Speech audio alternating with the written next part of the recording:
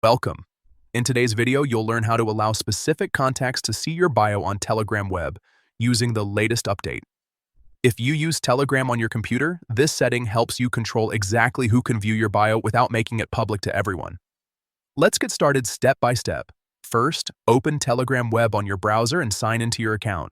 Once you're on your home screen, look at the top left corner and click on the three horizontal lines. This opens the main menu. From there, click on Settings and then go to Privacy and Security. This section lets you manage who can see your personal information, such as your phone number, last seen, profile photo, and in this case, your bio. Now, find and click on Bio. You'll see different visibility options here like Everybody, My Contacts, and Nobody.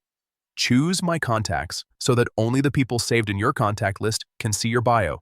Next, click on Always Allow. This feature lets you make exceptions for certain contacts who should always be able to view your bio no matter what.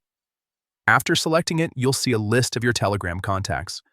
Browse through your list and choose the specific users you want to allow. Once you've selected the contacts, confirm your choice.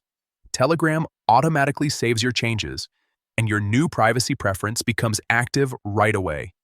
From now on, only the contacts you specifically allowed will be able to see your bio when they visit your Telegram profile on the web.